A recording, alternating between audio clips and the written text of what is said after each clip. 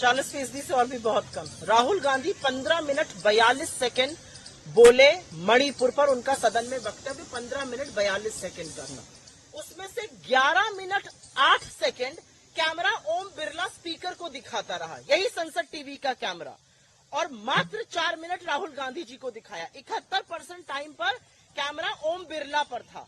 ये क्या मतलब है? आप क्या छुपा रहे थे?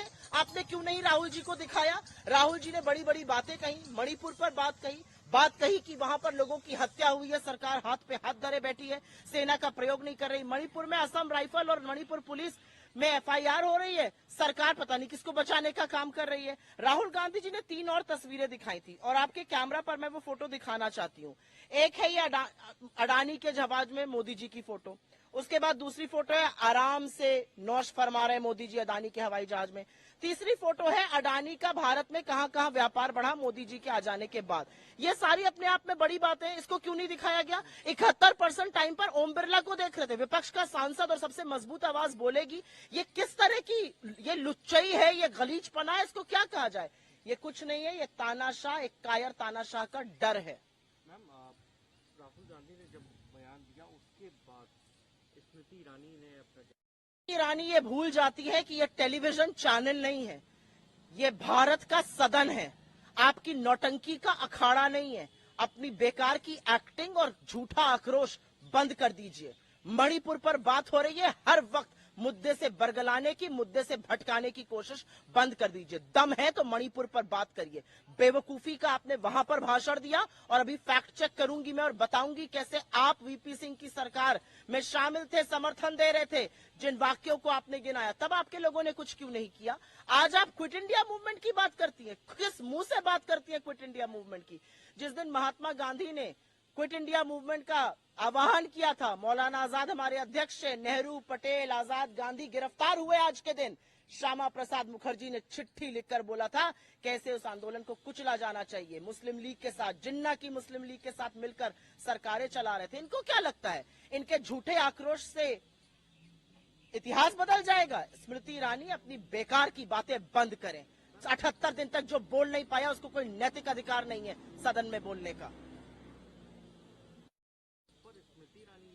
मणिपुर तो इंटीग्रल पार्ट है, ना अखंडित था, ना है और ना रहेगा। साथ ही उन्होंने ये बोला जो मेज थपथपाते हैं भारत माँ की हत्या पर, उन्हें बात करने का कोई अधिकार नहीं। स्मृति ईरानी एक औरत के नाम पर भी धब्बा है, मंत्री होने के नाम पर तो धब्बा है ही। क्या है भारत माता? क्या भारत माता पेड़, पल्लव, नदी, नाले, पहाड़, मैदान यही है? भारत माता इस देश की जनता है, इस देश के लोग हैं, इस देश के वो नागरिक हैं जो इस देश को अपनी माँ कहते हैं। और 160 वो नागरिक मार डाले गए हैं मणिपुर में। 160 से नागरिक मारे गए, 60,000 से ज्यादा वो नागरिक विस्थापित हैं। हर व्यक्ति में भारत माता है, मेरे में भी भारत माता है, आप में भी भारत माता है। अगर आपकी, आपके समुदाय विशेष की वजह से हत्या होती है तो भारत माता की हत्या है, वो गलत है।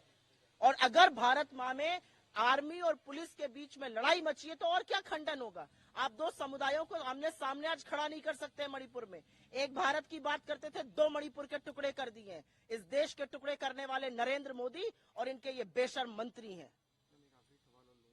जिस तरीके से उन्होंने धारा 370 का जिक्र किया है, स्मृति ईरानी तो मेरे सवालों के लायक नहीं है क्योंकि वो सिर्फ और सिर्फ झूठ प्रचारित करती हैं। इतनी उनकी बुद्धि नहीं कि सवाल का जवाब दे पाएंगी, लेकिन फिर भी क्योंकि आपने पूछ लिया है तो मैं एक उनसे सवाल रख देती हूँ। स्मृति ईरानी ये बता दें, 370 आपने हटा दिया, आपने जम्मू कश्मीर के टुकड़े कर दिए, आपने उनको राज्य का दर्जा हटा दिया। क्या कश्मीरी पंडितों की हत्या बंद हुई है? और जब कश्मीरी पंडितों की गिन गिन कर हत्या करी जा रही है, चाहे वो स्कूल की एक अध्यापिका हो, चाहे वो बैंक में काम करने वाला राहुल भट्ट हो, जब हत्या होती है तो आपकी सरकार क्या करती है? आप करंट के तार से लोगों को करंट लगाते हैं क्योंकि वो प्रोटेस्ट करते हैं।